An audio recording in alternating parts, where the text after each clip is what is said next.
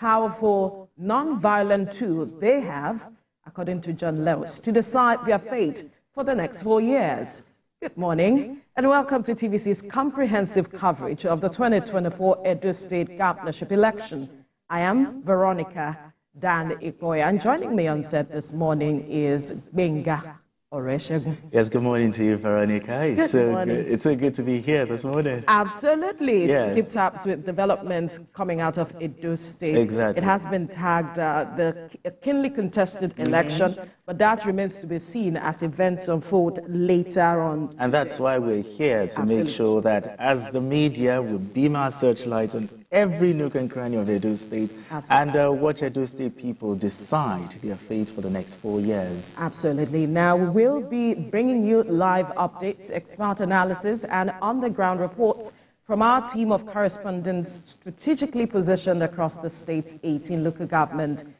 areas. Now, today's election will be a keenly contested one, with 18 candidates jostling to take over the highly coveted governorship seat.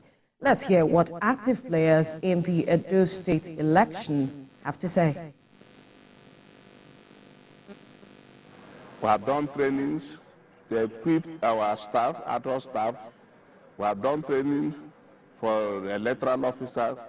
We have done training for an engagement for the people with disability, so that nobody will be left alone. We want to conduct all-inclusive election. We've had meetings with the security agencies, and they promise us that they will be professional in their duty. On our part, we have also received material from the central bank, sensitive material. Before we did that, we invited all the political parties, and the assurance we are giving you is that their vote we can't, because our duty here is to implement the vision and the mandate of the Commission. That is to conduct election that is free, fair, credible, and all-inclusive election. Their vote we surely count, I can assure you. Well, I'm not sure that we'll be a voter apathy, because Edo people are politically active. They know their rights and they know what to do. On our part, we have been so transparent in the system, right from the continuous voters registration. INEC has been transparent, and the people of Edo State came out en masse to register for the exercise. So there is not pessimistic at all that they will not come. I'm positive that they will come, because the Edo people are educated and enlightened. The police has taken the bull by the horn to make sure we carry out threat analysis in Edo State, and this forms the basis for our deployment to various places to make sure we have a very good and perfect electoral process in Edo State. Our deployment is to take care of so many things. One, to escort and guide electoral materials, to protect the INEC officials, accredited observers, both international and domestic observers, to protect all critical facilities, polling units, including, and of course, collation centers.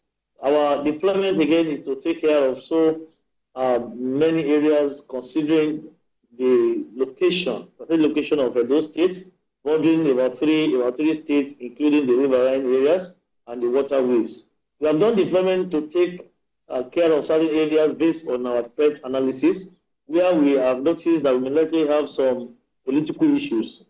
We have good, appreciable number of deployment done in these areas. So definitely, our intelligence has shown us so many things, which of course I'm not expected to be willing to have some of those things on here now.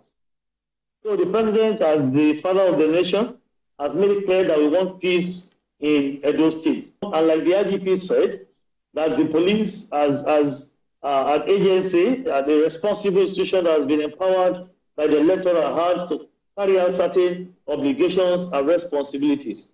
This we will carry out with utmost sense of excellence, professionalism, and impartiality. So whatever federal government is bringing in is to support the system, to support the process, to make sure we have free, fair, and credible elections in Edo State.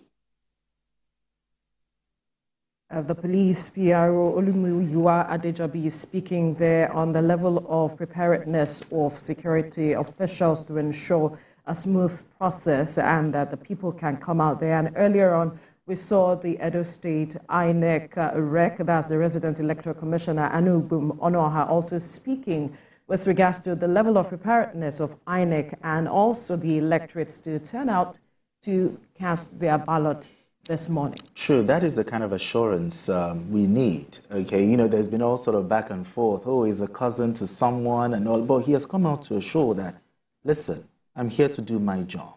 And that if anybody tries to maybe influence me whatsoever, I can as well resign. But the point here is this, is there to do his job, and Nigerians and also the people of Edo State, they await and see what will come out of this. We have our senior correspondent, Uche Okoro, standing by in Benin State to speak with us this morning to tell us the situation of things, the level of preparedness. Uche, good morning. It's good to see you and that you are up and about right now in Benin City. I can see a few cars moving right behind you. Talk to us what the mood is ahead of the election today. It is election day here in Edo State. The time has come for the people of Edo State to go to the polls to elect a new governor who is expected to pilot the affairs of the state for another 4 years. Now, hitting the streets this morning, my observation is that the people are yet to fully comply with the curfew that was imposed by the Inspector General of Police. You know, there's supposed to be or rather the police has imposed a 6 a.m. to 6 p.m. curfew here in Edo State, across Edo State. But hitting the streets this morning, I believe people are trying to get to their destinations. I cannot say that there is 100% compliance to the curfew imposed by the police as at this time. Perhaps the security agencies are still yet to fully come out to enforce this curfew. But right now, there is still vehicular movement in the city. People are still moving around, trying to get to, perhaps, I want to believe, trying to get to the various polling units where they will be casting their votes. The atmosphere in Benin is very calm. I'm in Oredo local government area, which has the second highest number of registered voters in Edo State. So we expect a lot of activity. We expect a high turnout.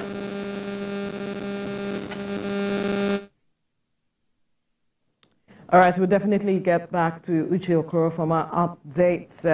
But some of the things that he rightly mentioned, he said that the atmosphere is calm, although there are movements here and there that he doesn't think that there is about 100% compliance to the curfew in place by the police. But also it might be that some of these persons are moving to the various destinations to cast their ballot.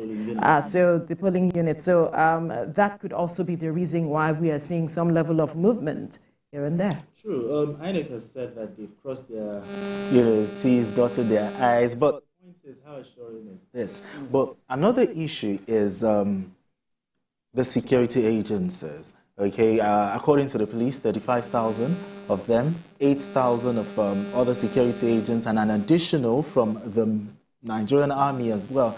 But some have said that maybe it's too militarized, but we want a safe environment. Let's even hear from Uche what the situation of things with regards to the security is. If the people also feel that these people are too much and that the election is being militarized, as it is being said. Uche, can you hear me? Absolutely. Right. Now, the question of the presence of heavy security, what are you seeing this morning, and how are the people feeling about the presence of the security operatives? Well, I wouldn't. I have seen. Would I use the word worse? I've seen worse, if that's the word, but not worse as in a bad thing. But I've seen worse in terms of a higher number of security personnel being deployed for elections in other states. So this is not the heaviest deployment that I've seen on ground. I'm talking about places like Bayelsa, Anambra, Rivers, and Co. But as at this time, you would see a lot more presence of security personnel. But today, from where I was to where I am right now, we encountered just one security check. All right, and those were a combination of soldiers and the Nigerian police. And this is a departure from my experience covering elections over the years and in different states. So I don't think the people of Edo State will be worried about the massive deployment. But this is not to say that deployment hasn't been sufficiently done. It is not in my place to say that deployment hasn't been sufficiently done in Edo State because the police have said they've deployed. I'm very much aware that police officers were sent down to Edo State from neighboring states, Rivers in particular. I personally saw them lined up and waiting to hit the road at the Rivers State Police Command headquarters in Port Harcourt a few days ago. So I believe the police has done its job. But as at this time, I'm talking based on my observation over my stay in Edo State and my observation this morning. I wouldn't say that this election is militarized, right?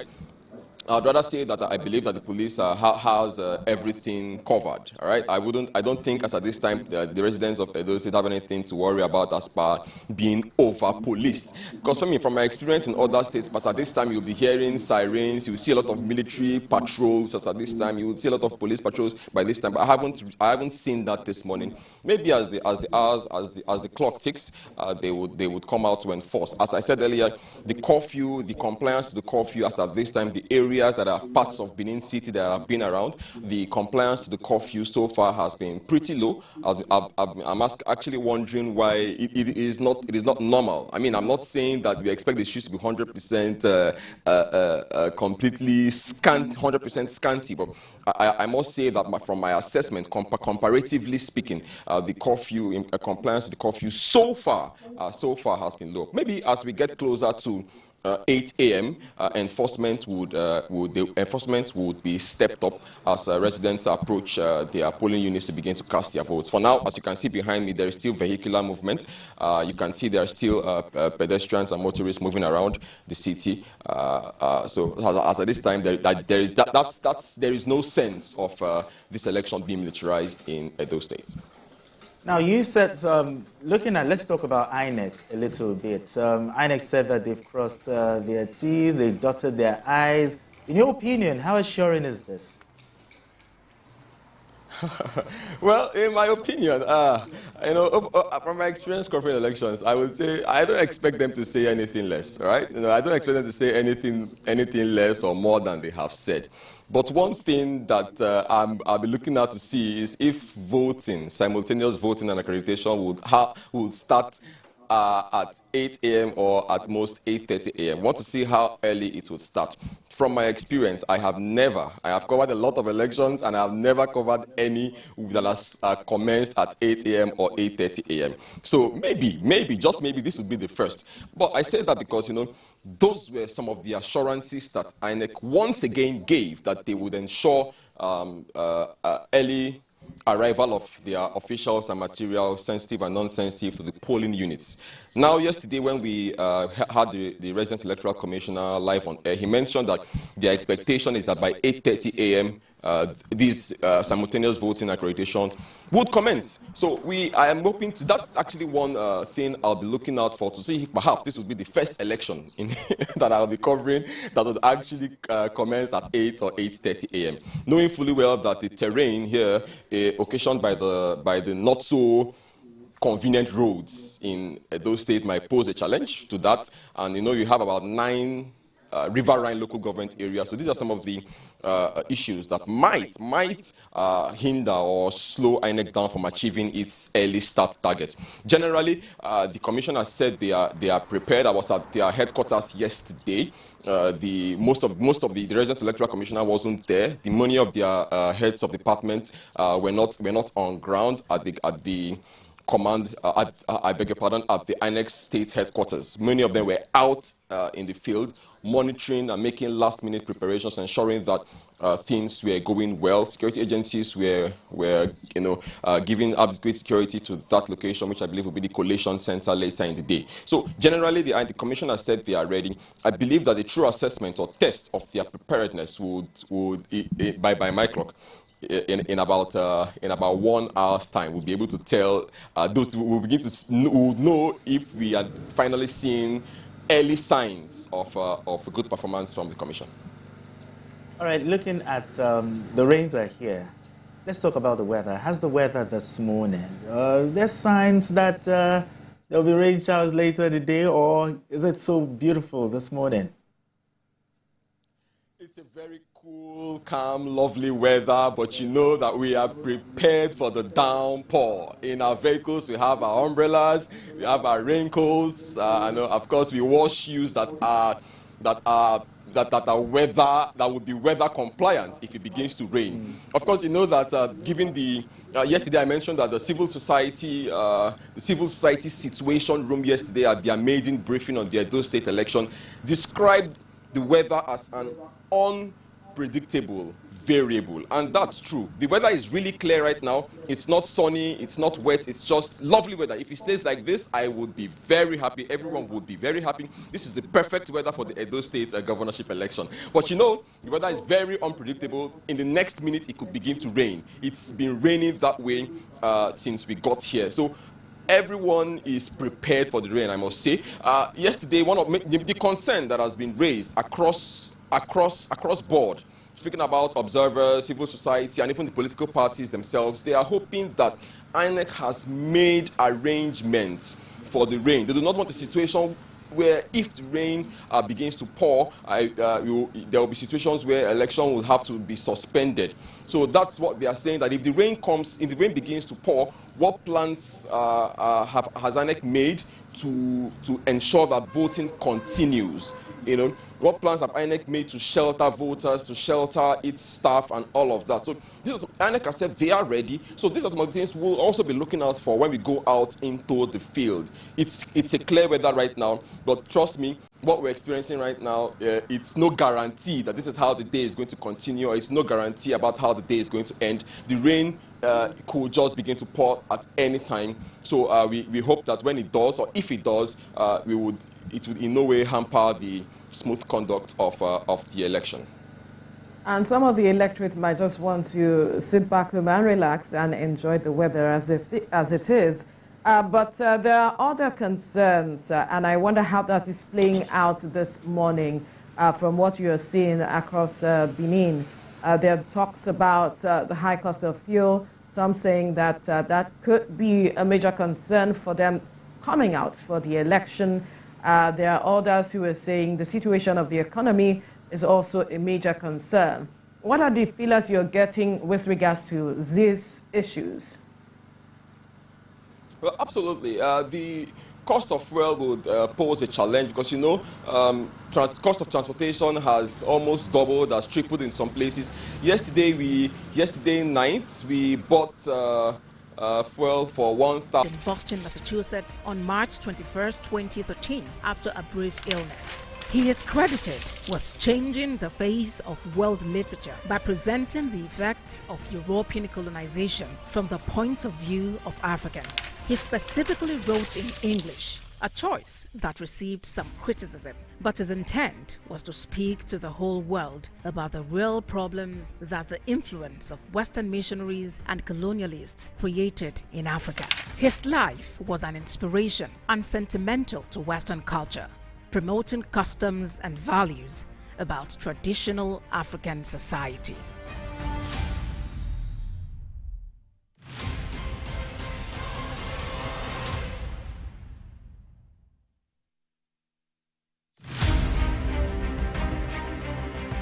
Muhammad Ali was born and raised in Louisville, Kentucky on January 17, 1942. His birth name was Cassius Marcellus Clay Jr.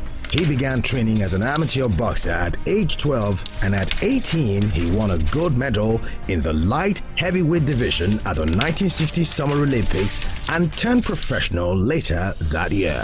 In his early years as a professional, Clay was more highly regarded for his charm and personality than for his ring skills. He sought to raise public interest in his fights by reading childlike poetry and spouting self-descriptive phrases like float like a butterfly, sting like a bee. On February 25, 1964, at age 22, he pulled off a major upset, defeating Sonny Liston to win the World Heavyweight Championship. That same year, he shocked the boxing establishment again by denouncing his birth name as a slave name and formally took the name Muhammad Ali, which was given to him by his spiritual mentor Elijah Muhammad, leader of the Nation of Islam. For the next 3 years, Ali dominated the boxing arena. Then, on April 28, 1967, citing his religious beliefs, Ali refused induction into the U.S. Army at the height of the Vietnam War. Ali was stripped of his championship and precluded from fighting by every state athletic commission in the United States for 3.5 years. Ali's message of black pride and black resistance to white domination was on the cutting edge of the civil rights movement. In October 1970, Ali was allowed to return to boxing, but his skills had eroded. On March 8, 1971, he challenged Joe Frazier, who had become heavyweight champion during Ali's absence from the ring. It was a fight of historic proportions, billed as the fight of the century.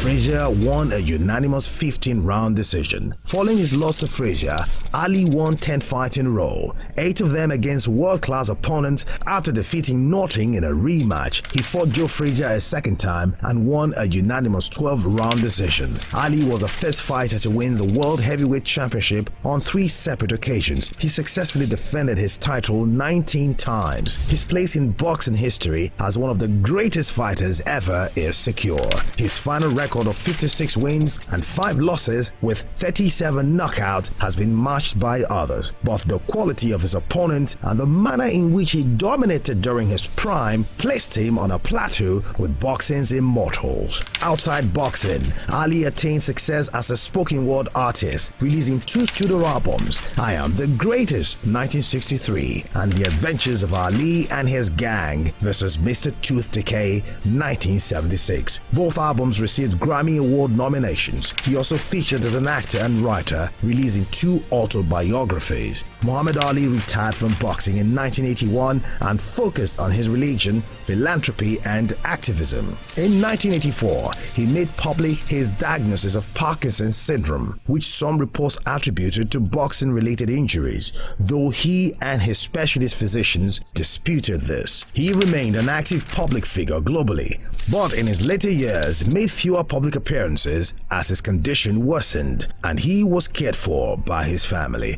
Ali was chosen to light the Olympic flame at the start of the 1996 Olympic Games in Atlanta, Georgia. He died on June 3, 2016.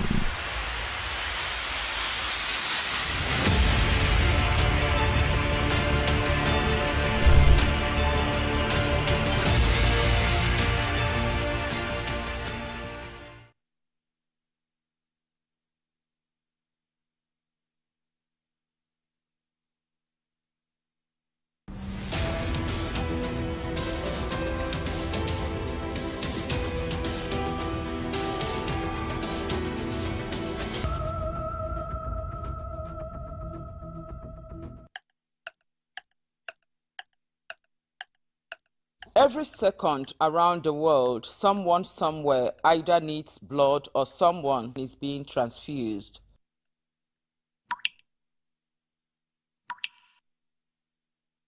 And nature has made it possible that the only thing that all humans have in common, irrespective of race, is blood.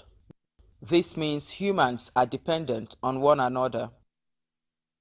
There are situations where one will need blood for surgery, or one's body, we were told, could also stop producing enough healthy blood for transfusion to be carried out without complications. Cross-match is performed before administration between the receiver and potential donor's blood. Though there are 45 blood group systems, 4 are most common blood groups, but our focus is on rhesus null, also known as the golden blood. In the course of doing this report, I'm going to ask Nigerians if they know their blood group and also if they've ever heard about the golden blood. I am AA and O positive.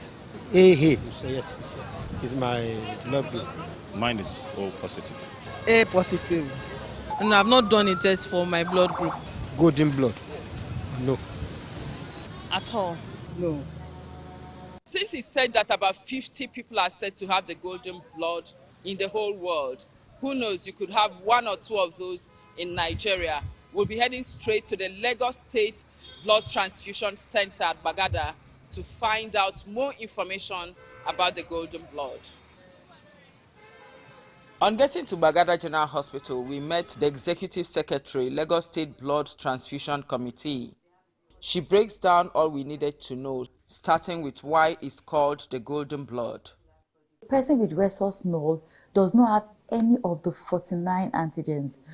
They need to be strictly managed. Some of the treatment is for them to do an operation to remove that part of our body that helps us to destroy cells. So the spleen, which is at the left side of the body, sometimes I just have to remove them.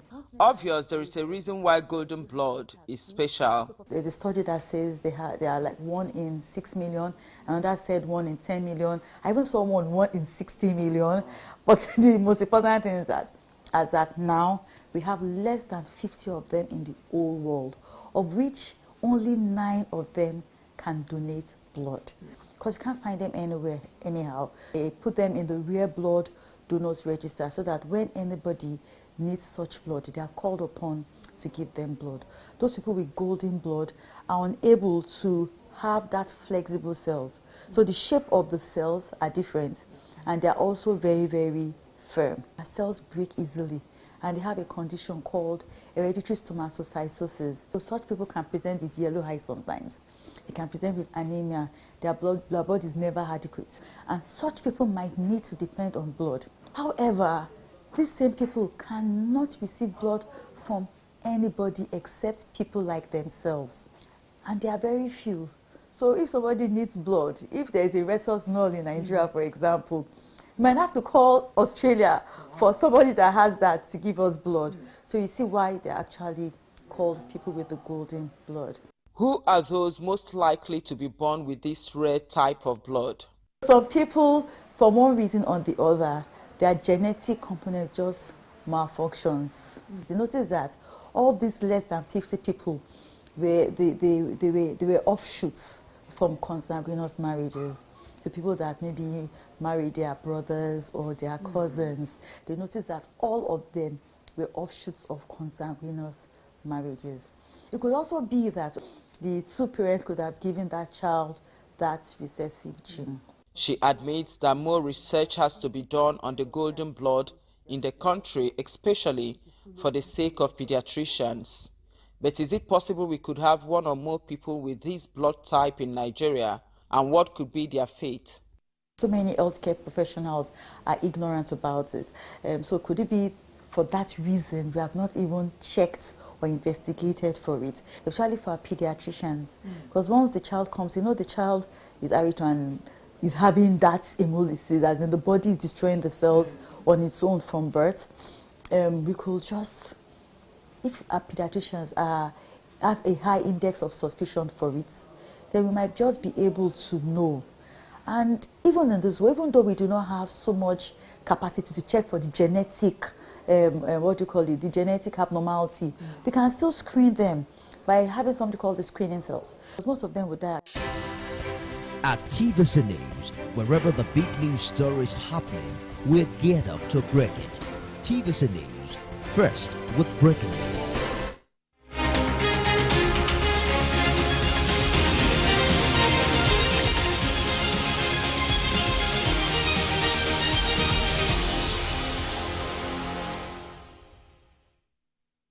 All right, thank you for staying with us. We do apologize for the breaking transmission due to a technical glitch earlier on, but we're back now to continue our comprehensive coverage of the governorship election in Edo State. I still have my colleague here in the studio, Gbenga Oreshegun. We are together this morning to look at developments coming out of Edo State. Earlier on, we spoke with Uche, who talked about the fact that there is not 100% compliance with the curfew put in place because he saw a number of persons still moving around, and even there was vehicular movement, although he said that could be as a result of people trying to find their way to their polling units. And he also talked about the weather, that he's hoping that the weather is going to be like that till the end of the day, and let's just wait and see. But the issue about security, he also talked about security as well.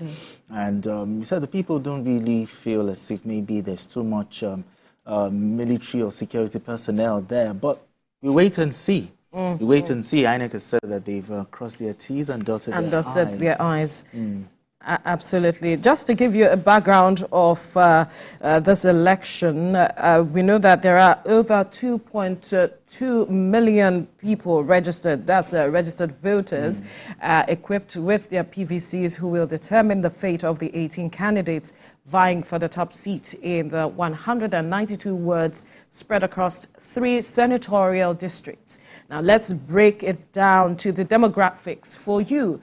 52.11% of voters are male, while 47.89% are female. Notably, 37.4% of voters are youth between 18 to 35 years, and middle-aged individuals 36 to 49 years account for 35%. Now, students and persons with disabilities make up significant portions of the electorate, with 868,764 and 4,199 individuals, respectively.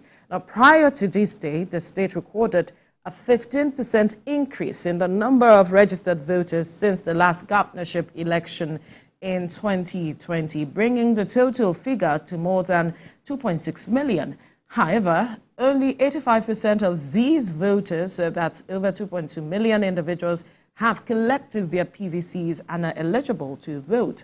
Our attention will focus on Edo South, where 55.76% of these eligible voters reside.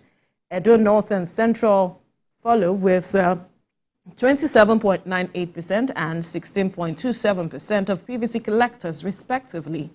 We are focusing on 12 key local government areas where parties are fiercely contesting to secure the numbers. We have Ikpoba-Awka, Oredo, Ego, Esako West, Ovia Northeast.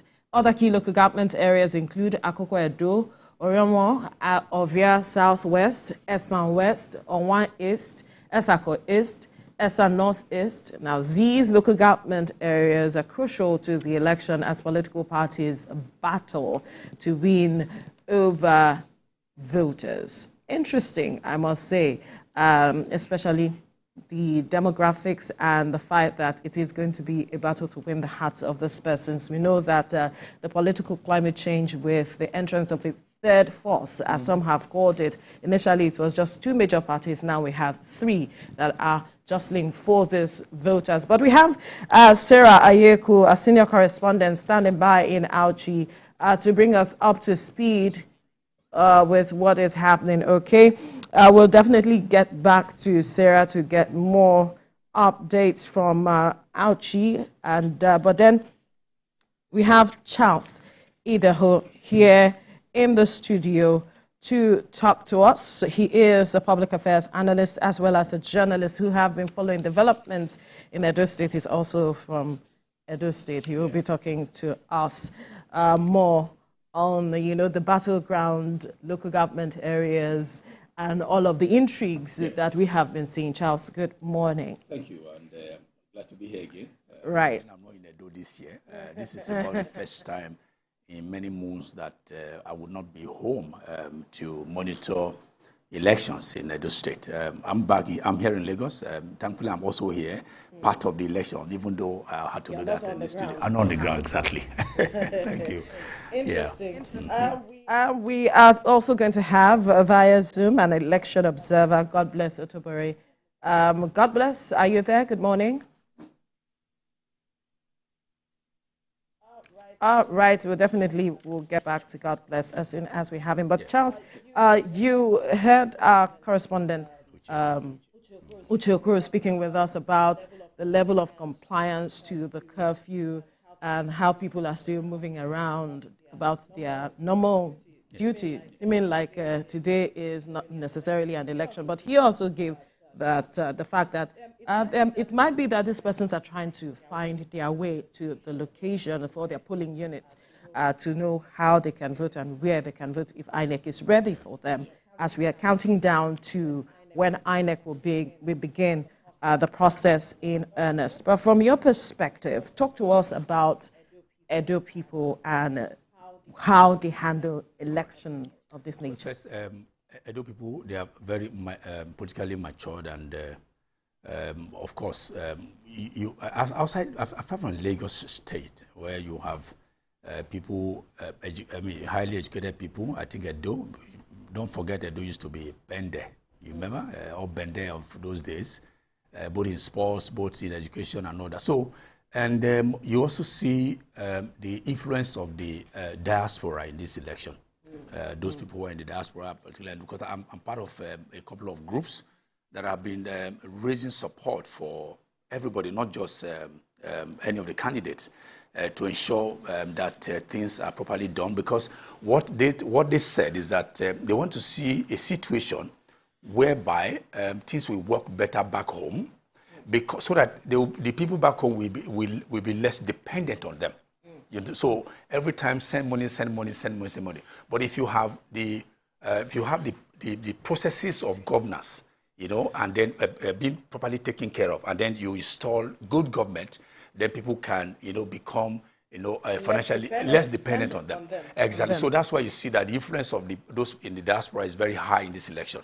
That also, particularly, I can say that also accounted. I can say that is part of the factors responsible for this high level of enrollment of application, and because you even see that even people, I have a couple of friends, not even a couple, more than a couple of friends, who have transferred their voting to Edo State. All right. Yeah. All right. Let's quickly put a hold on your thoughts as we cross over to Sarah Yeku, who is standing by in Auchi to bring us up to speed with the situation of things this morning as we count down to the process to begin in earnest. Sarah, talk to us what the mood is like in Auchi. How are the people responding to the fact that there is an election this morning? Are they out and about, or they are still in their bed? It's a beautiful morning, pretty light showers already, just like we experienced earlier today. So it's starting to rain again. And of course, people have said that this might slow down the electoral process. We're waiting to see how that happens, because already from Auchi Polytechnic down to Otaru Junction and some other streets that we've been to, we saw that the residents, that's the electorate, are already setting up canopies for themselves in case of rain. And so we see them setting up canopies, putting out chairs, getting ready for INEC ad hoc staff to arrive the various polling units. And in this local government, Esako West, we're hoping to see 322 polling units across the local government. And this is one of the local governments that will be a decider. That's particularly in the northern part of Edo State. And what we've seen so far is that I'm just, not too far from the divisional headquarters. That's the police headquarters here in the local government. And we see that some police officers are still within the area, are trying to deploy themselves to nearby polling units. Already they've deployed a number to some of the polling units that are farther off from this position. And we've seen also that the major highway, which is the connection between Edo State and Kogi State, has been blocked. It's been cordoned off by security operatives, particularly men from the Nigerian army. And this morning, before you get an access to this area, that's the main town, you have to show your identification card. You have to be accredited. They have to know that, they have to be sure that those who are moving around the city are accredited staff, of accredited journalists, accredited essential persons on duty. And so that's what we've seen so far this morning. Last night, it was a bit chaotic at the INEC office, a few meters away from here. It was a struggle getting logistics into play, particularly the vehicles, the ad hoc staff. Veronica, you need to see the way they were packed in Siennas. They were really packed in Siennas, which shows that there were not a lot of vehicles for the INEC ad hoc staff to move to their positions. The INEC ad hoc staff and, of course, the police officers, there were not a lot of vehicles to move them comfortably to their locations. Right, Sarah, we see that the rains are already pouring down, and that's why you're holding an umbrella. But talk to us about the presence of security operatives. From the video that we saw earlier on, we saw some police officials walking down the street. Talk to us about the presence of security. Very interesting thing, I saw this morning while we were driving around town was in a particular vehicle where police officers were a particular truck. They were singing to themselves, which shows that the morale is high. And that shows you how ready, in this local government, we had asked the AC, and he had said that for this local government, to the 5 divisions, they will be deploying about 1,000 police officers. That's aside the sister agencies that will be working with the police officers. Already we've seen Nigerian Army stationed at different positions. We've also seen patrols across streets, divisions in this local government. And, from all the assurances we've gotten from the police in the past days, that they've said that in the states, for this election, they've deployed 35,000 police officers. Here, we've seen some of those police officers being deployed to some of the polling units. Hopefully, it's still early to call it a calm election. It's still pretty early because the sun is rising out a bit, so we're trying to take out this umbrella a bit to see if we can get a bit of sunshine to the day. And so we've seen that the security operatives have moved to some of their locations. And hopefully that number that the police have deployed from the IGP, that number will translate into a free, fair, and credible election. In this election now, the police is trying to prove a point. INEC officials are trying to prove a point because, there have been controversies leading to this election day.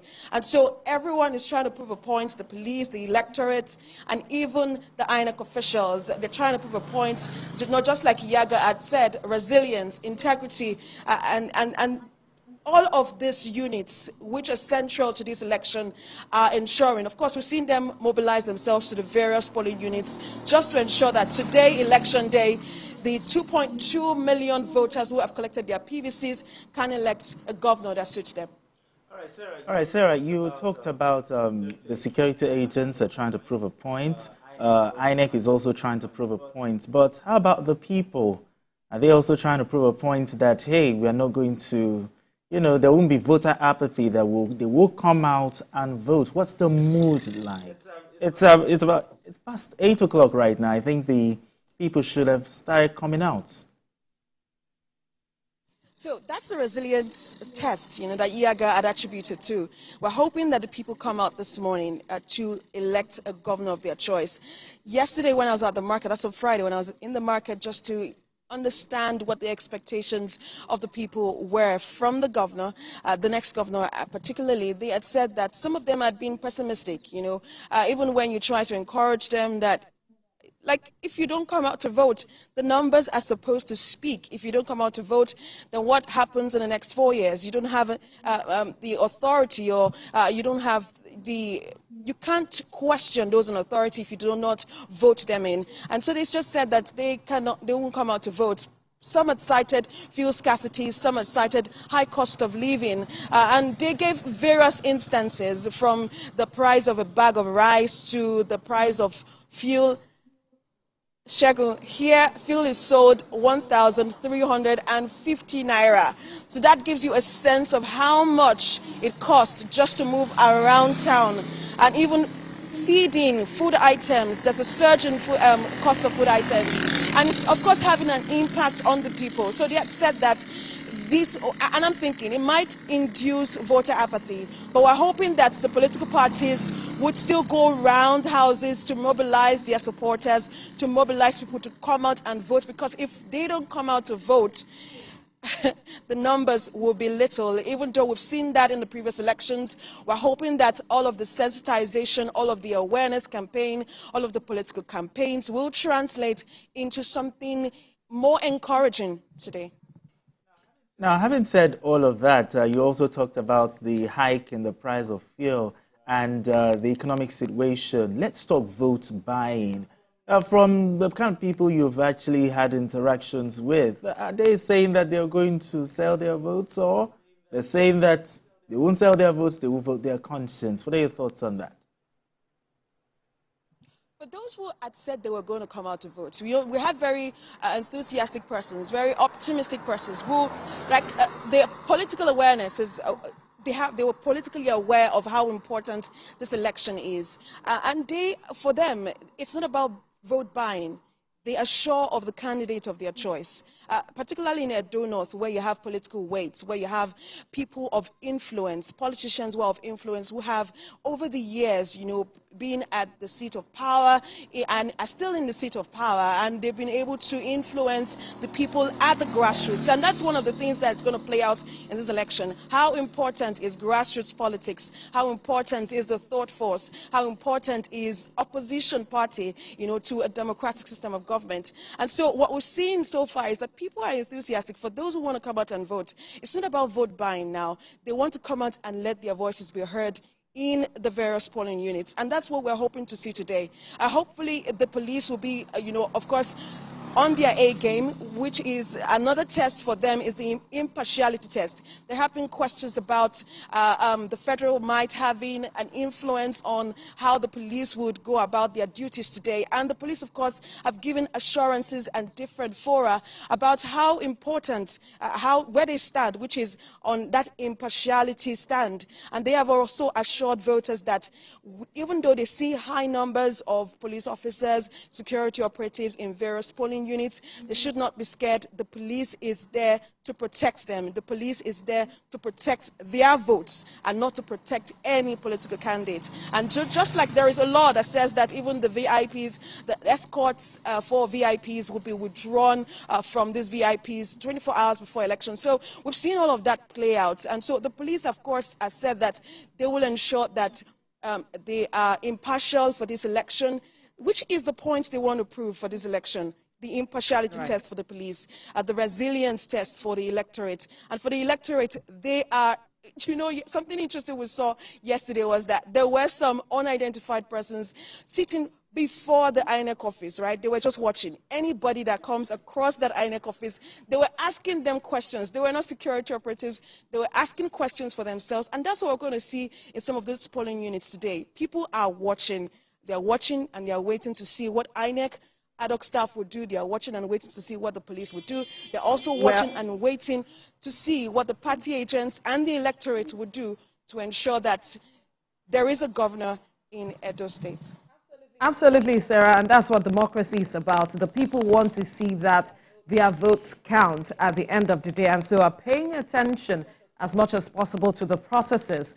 And the assurances given by the security operatives, we hope will infuse some level of confidence, rather, in the electorate for them to turn out. But for those who have said that they are going to turn out for the election, what are the expectations of whoever emerges as the governor-elect? Oh, they had a lot of expectations. Like, it was like a long list.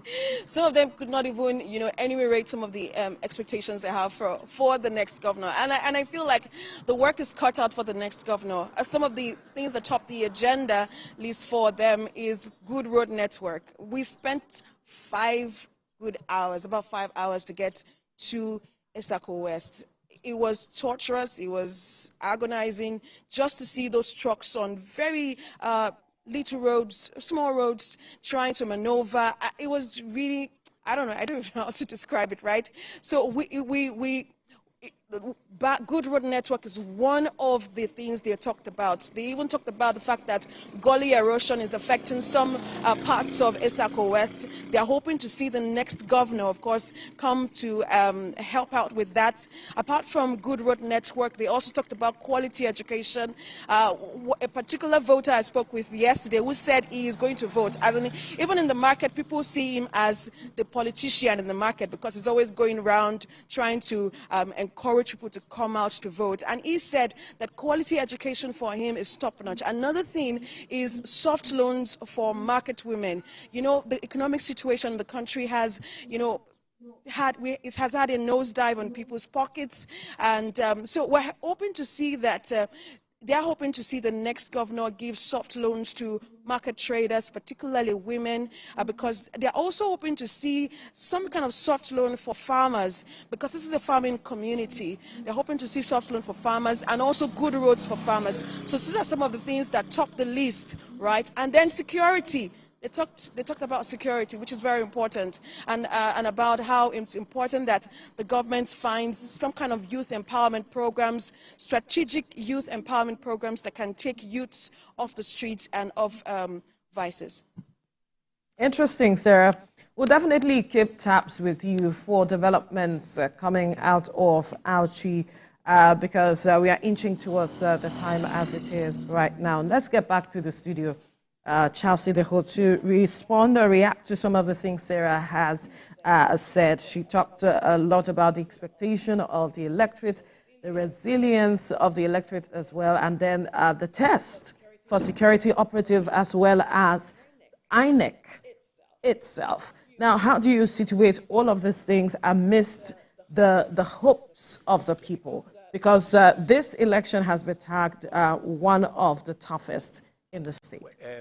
Toughest in, I don't know in what respect people are trying to make that comparison between this and whatever happened in the past. But for me, it might just be an anticlimax, and I have a reason for saying so. Okay. You might witness even a low level of compliance to the people voting today. Go and mark that down. Why? Yes, the reason is this. Before now, I mean, I grew up knowing good governance in Bender State those days, because you had General Bemudia, maybe because it was during the military government. My town, for instance, I am from Onwa East. I come from a town called Okbohumi, which is close to Afuze. Saboginda to Afuze, that road or that corridor, I come from there. So we had a government then that decided to tar roads everywhere. So that road that Bemudia put there between Sabongida and Auchi had been standing there since in the 70s, when some of us were toddlers, okay? Now, when you now had a problem between Benin City and Auchi, that road that leads to Kogi and all that, that road was destroyed by heavy-duty vehicles. Now, rather than fix that, you now saw them taking a detour. Now, they now destroyed that road that's a straight road leading from Iruekbe all the way to Auchi. Now, people are saying, why did you fix it? And the government of the day, the excuse is that that road is a federal government road. So they had not, apart from the palliatives that a few politicians were put in place and all that. You heard what Sarah said. Took them how many hours to get from Auchi. Now, I lived in Auchi before as a young boy at that time. If you are watching, you are from Auchi, a place called Warake Road, etc. Now, those days, I mean, when I'm talking about, we could just play, we just drive 504 from Auchi to Benin, play around with our friends over there and go back home in the evening. It was about an hour or something to take you from Auchi to Benin and back. But today, that same road, you apply it for no fewer than about how many hours? So people are already saying that even if they vote for a state government, so a governor of the state, it will do less. I mean, their expectation will even not be high. That's supposed to actually make them no. When the government keeps telling you, this is not under my purview. Okay, if I now vote in a governor, how is that going to be fixed? You understand the argument? Yeah. So many of these things that happen is that the state government will always, for instance, you are traveling, you see a signpost saying federal government road. Okay? Federal government road, this is not our road. So, okay, if I vote in a governor, what happens to that road when it is not under your purview? You understand? So that's part of what I said is might cause that apathy today. It will be a surprise thing if the 85% you said their PVC. If you have about 60% voting today, I'll be very surprised and I'll also be happy.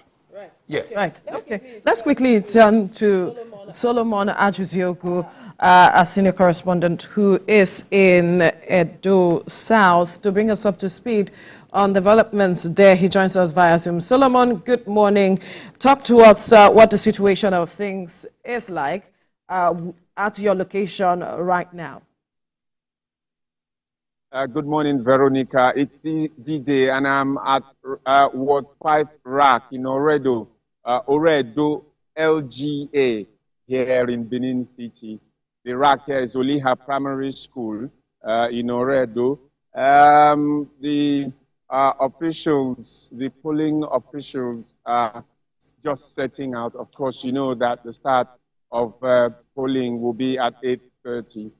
We had expected that they would have moved out even before 8, but then they started moving out at about 8. Well, that's still in good time to be able to meet up with the start of polling.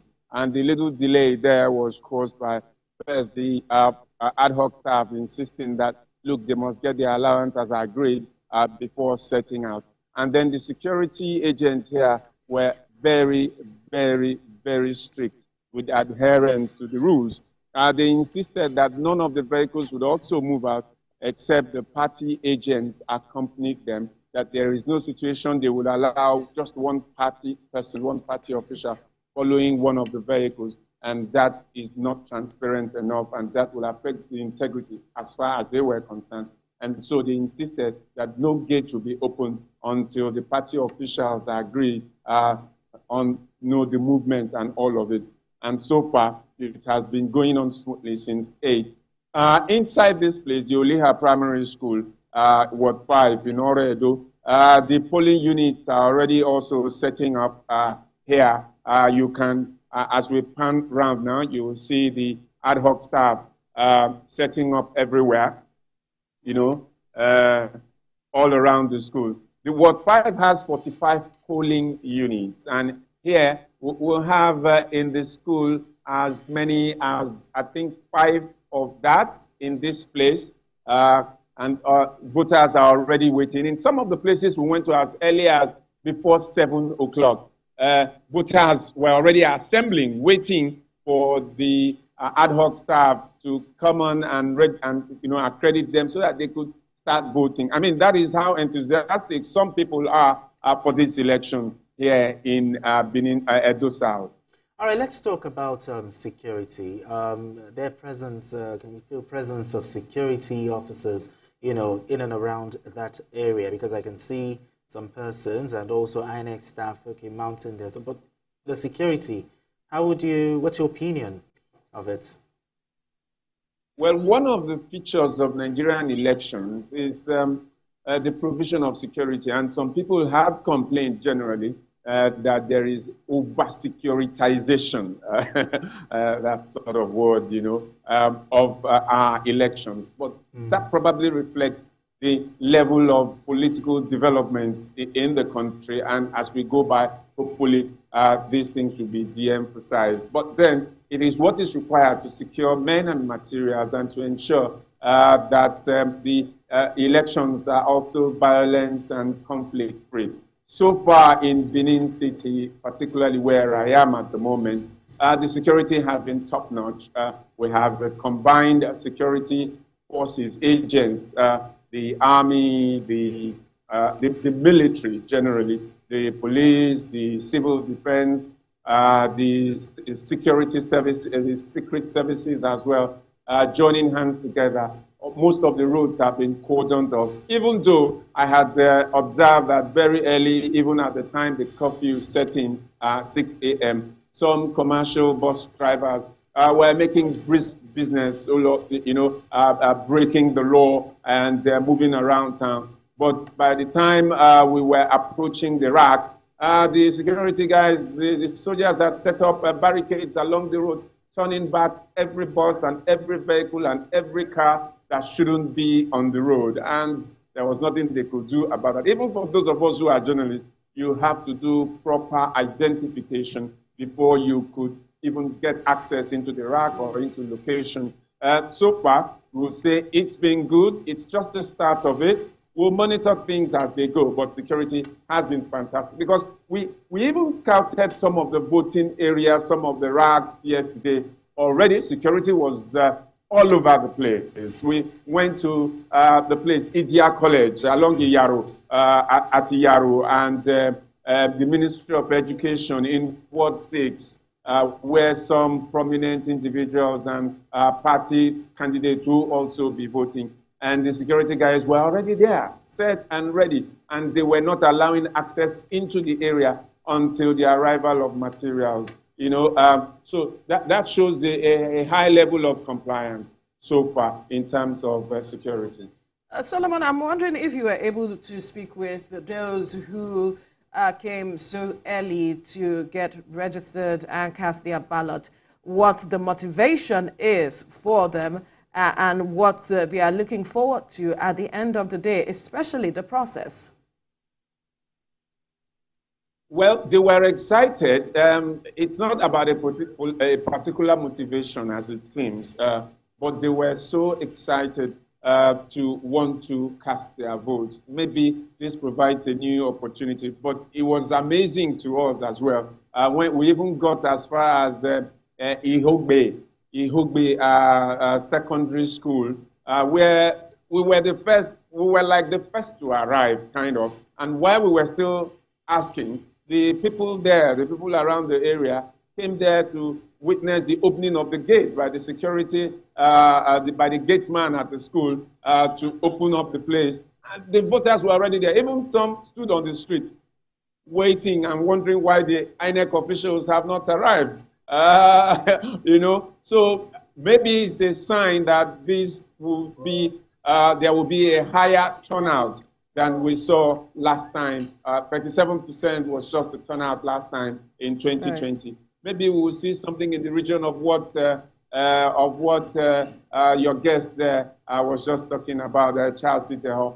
We hope that the Edo people will turn up in large numbers to cast their vote and to make a choice that to pick a candidate or to elect a governor that will truly reflect their choice. Right, and as you were speaking, we see INEC officials arriving with necessary materials to set up and ensure that the process begin in earnest so that the people can also, who have been waiting, can be registered and every other thing put in place for them. Now, there is the question of if they made preparation for rainfall, that concern. I wonder if you can see anything that shows that INEC is prepared to ensure that the process is not interrupted in any way, even if it rains. Well, you can see the makeup of the schools here. One feature of at least Benin City that I am in and Edo South is that the schools are well laid out. These are not just ramshackle schools. This is a primary school, a school built as far back as 1954. And you can see that here, the polling officers don't have to worry about being in the rain at all. They extended the shootout of the schools are well laid out in such a way that the officials and the voters can stay right under the shade of the shootout of the school, with a corridor, a veranda where people can hang out even if the rain comes. So you can see that the school is well laid out and they wouldn't have to worry about the rain, because it seems that most of the places that will be used for voting are the schools. Idia College is a school. The Ministry of Education is a newly built, a newly set up environment, very, very beautiful, where one of the candidates will be voting. And we've gone around to most of the centers. They are schools and they are well laid out schools. We hope that, the rain won't be a problem as well. All right, still going back into the issue of vote buying. Some of the persons you interacted with, are they ready to vote their conscience, or they're ready to sell their votes? And also, some of the persons you interacted with, do they have that trust for the electoral umpire for fairness and integrity in this regard? Well, you know, the democratic process is a process. You cannot win the lottery jackpot except you buy the ticket. If you say you do not trust the electoral process and you do not vote, then how do you affirm your trust? So as it is, first, the people are enthusiastic to vote. Right outside Uliha Primary School, you have party agents and voters, everybody waiting anxiously. While we were at the Central Bank on Thursday, lots of people milled around the road, whether they are party officials or just individuals. They were anxious just to say it. We will be able then to, once the voting starts, once we get to the polling unit, where we have some polling units here, and people, the polling officers are still just getting things ready. But we will wait when the voting actually starts to find out whether the people believe in the process. The turnout will determine whether the people believe in the process of the election process. But the truth of the matter is, right now, we are waiting for them to arrive because polling begins at 8:30. And we're counting down to 8:30 already. Just to quickly re-emphasize the matter of the ad hoc staff who have refused to move without the allowances as agreed. Who have they laid these complaints to? Well, as you can see, they are there right now. That means that that has been sorted out. We are here with their supervisor. We will be talking with him a bit later. He just wants to ensure that all the logistical issues are sorted out. The ad hoc staffs have been settled. That is where they are all setting up. That is where they have all taken position. The INEC officials supervising here immediately responded by taking care of that and sorting it out so that they will meet the deadline to get the job started, because that is what is important. The fidelity of the process is important, and that was what he was telling us, and that he will talk with us immediately once he has sorted out this. As we talk right now, the clouds are gathering. It's dark up here in the skies, and we are worried that it might rain. The INEC rec had talked about things like this, even while we were at the central bank as well. It was raining, we were in the rain reporting, and the ballot materials were being moved. Here today, while the people wait, while the officials wait and the people wait to vote, the clouds are already gathering here in Oredo. Let's hope that it will not also affect the turnout of the people. But then the people, as the election observers have pointed out, that this is a vote, this is an election that should reflect the resilience of the people, and the resilience of the people to elect a governor that will reflect their own true will determine what will happen here. So they have to show the resilience to pick who they want, whether it's raining, whether it's hot, whatever time it is. The people need to show the will to make their mandate count, and that's why they have to be here to vote. If they don't come to vote, then they will blame nobody for the turnout and who gets elected. Absolutely, Solomon. We'll definitely keep tabs with you from our updates from where you are. Thank you so much. Let's come back to the studio to speak with Chelsea to respond or react to some of the things that Solomon has said. Everyone is counting on the people, the resilience of the people to turn out, whether it rains or not, because this is an election that at the end of the day, whatever the outcome is, they would have to move along with it, whether they came out or not at the end of the day. But you mentioned earlier that you had concerns that they may not turn out as much as they collected their PVCs. But then the result at the end of the day, who is to blame? And then there's also the aspect of the campaign, violence, security issues, how that is also going to make or mar this election as well. But just what I said earlier about the number of PVCs that were collected may not reflect the voting pattern today. But where you might witness within the Benin, that's Edo South, because of its metropolitan nature, and then the Edo, where you have two candidates of two of the major parties, APC and PDP. Because we are not to mention parties. Okay, sorry. I'm so sorry. Two of the major parties, actually. The reason is because since 2008, no one from Edo Central had ever sat on that seat. So they are upbeat. They are very expectant that wherever the pendulum swings, if it happens amongst the what they call the front runner parties, it may help them. Okay, so you may also find them maybe voting them may also be a bit increased. There may be within a circle because of the difference of Oshomole and Shaibu and all that. But within Onwa Akoko Edo, you may find that they may not be as enthusiastic as it is because of over time they've been crying out because they have been marginalized. There have been concerns about everything that is always taken to Edo North will reside in Esako, leaving the Onwa man out, leaving the Akoko Edo man. So some of these are the factors that may shape the elections within those areas. But in total, I think there might be a marked difference between this and 2020. I actually witnessed because I was almost everywhere. Though I was based in Benin then during the election. I had cause to go to Ekpoma and others. They also went as far as to Otuo, far-flung areas in the. So it might be. People, there are young people who have turned 18 who want to experience it for the very first time. Part of what you have, enthusiasm.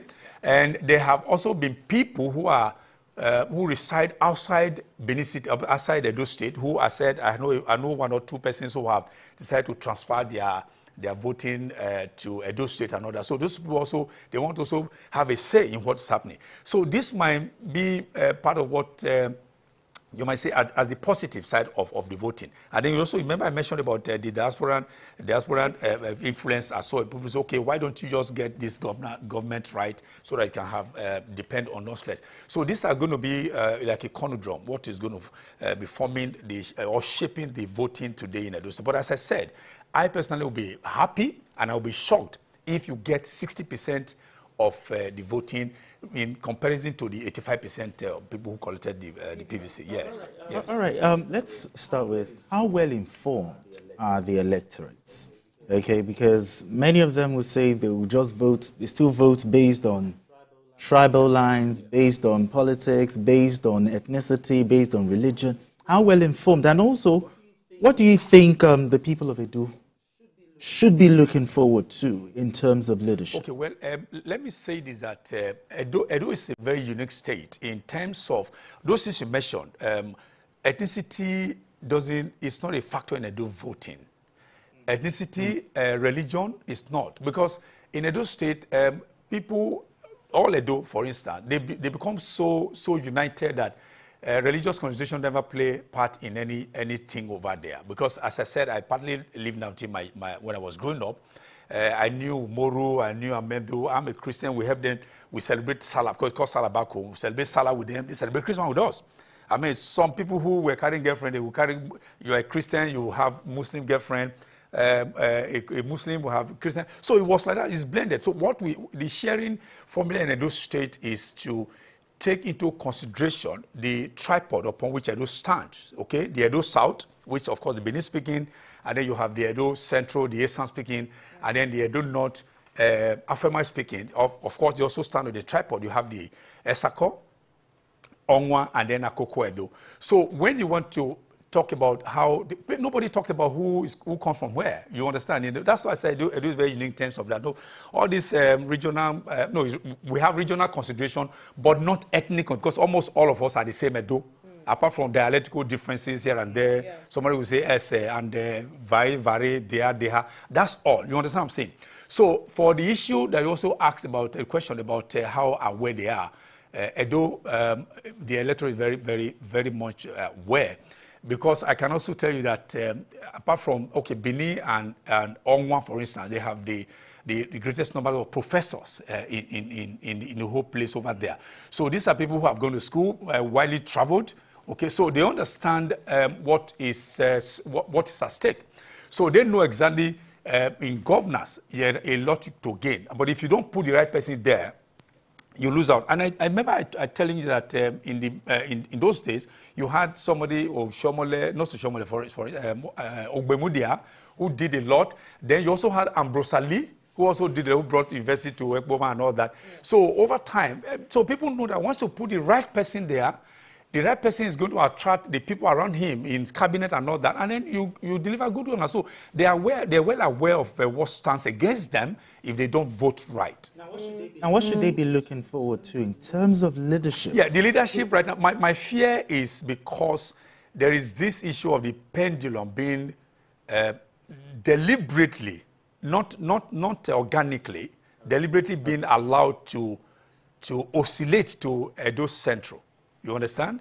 Because that's why a lot of people are saying that one of the candidates of one of the parties say, okay, we shouldn't have even thrown his hat into the ring because a Benin man is there now. That's Edo South is there, spending 8 years. So if by providence the other man wins, you can't hand the baton. A Benin speaking can hand the baton over to the Benin speaking. So that's why they are saying they want to trade. Say what? There's no written it's not document. written. These are conventions. They are not written, but they are conventions. Even the issue of power rotation is not also written anywhere in our constitution. If you check all the body of laws in Nigeria, whether it's the National Constitution as amended or the state's edicts and all that, you will find where it is written that power must rotate amongst the zones. It's not there. Is it an agreement between a few?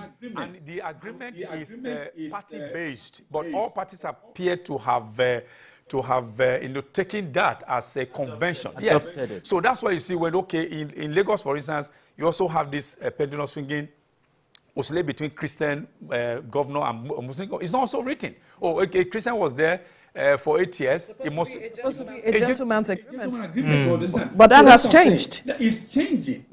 Why is okay? Let the best man take it. So don't let the field be open. Why should I be restricted because of my religion? Why should I be restricted of where I come from? What democracy is about? Democracy again, but again, in a draw, for instance, as I said, if you allow democracy to play full course, then the man from my place, Onwa, for instance, may never aspire to be governor. The highest we've ever gone is a deputy governor under Oyegu. We have Reverend Peter Obada. Then Akoko Edoma will never. ESA command may or may not. But Benin, the Benin speaking. Popularity. No, it's not popularity, no. Because, I said something about the metropolitan nature of Edo South. That's where you have the Igbo traders, you have other people who are non-Edos. So the preponderance of all these people pouring into Edo State makes the Benin, that's Edo South to have more, you heard about 57.something% compared to my place 27.something, and then Edo Central 16.something. So how can you compete with somebody with 57%, somebody having 16%? So that's why this gentleman agreement is very important, so that everybody can have a say, everybody can have a feeling that they are part of the cake. So not just when you say, okay, leave it to the on the playing field. Benin speaking, that's Edo South will continually be at the helms of affairs, which of course will not bode well for everybody. All right, it is past 8:30 already, and we are counting down to the process and monitoring it. But then again, what has been brought to the fore is the integrity of INEC to be able to handle this process seamlessly, transparently, and to ensure that it is free and fair, to the extent that some parties have said that if this election is not properly conducted, they will reject the outcome. One is wondering what properly means, but from your perspective, what would be a proper conduct of this election such that the outcome is acceptable to all and it seems to be transparent, free and fair? Well, in fairness to INEC have also done their best at units and the voting period. But usually it is when you talk about counting of votes, you're taking votes from the polling stations to the collation center. That's where the problem is, okay? I can also make a prediction here that the outcome of this election, the person or the candidate who is going to be declared winner later will not be decided by, not saying will not, may not be decided by the electorate, may also end in court, as it has always been in Nigeria, because politicians have a way of always contesting them. You know why? Because all of them think they are the rightful Or they, okay, for instance, one party will say, has a chance, exactly. But then, Yes. please just hold your thoughts. Okay. We have a correspondent, Iken, who will be speaking with us or bringing us up to speed with developments from Ewohime Essen South, East local government area of Edo State. Iken, good morning. It's good to have you join us this morning and quickly bring us up to speed with the developments there. It's past 8:30. Has the process begun where you are?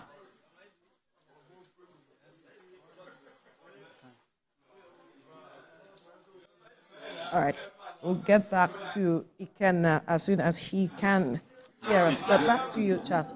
You were talking about the process. Yes. Ensuring it is free, fair, transparent as it is. And you were saying that all politicians believe that who throw their hat in the ring, they are the best and Exactly. they deserve to if win. I'm the best, of course. why should the other person win? So let me context it. And again, people have contested it over time. Sometimes what they contested for becomes theirs. So they will say, okay, yes, I know we didn't win, but let's just, because they always look for lacunas and all that. And then sometimes certain things will happen which might not mention on TV. The pendulum swings the way. So let's go try it. Whether or not it's our turn, let's go try it. So I'm begging that, I'm hoping that a time will come, I hope it comes sooner, or today, or using Edo as an example, that politicians will accept defeat. Like when you go for football match, nobody contests. Nobody contests football. Elections. Results. If it's Arsenal versus Man U, and then Man U wins, even if it is VAR just came in. Well, you still have not answered that question. All right. The process. Okay, How should it be? Wait now. We need to quickly go on. Okay. When we return, we'll come back to talking about the matter of ensuring the process is free, fair, and credible. Stay with us.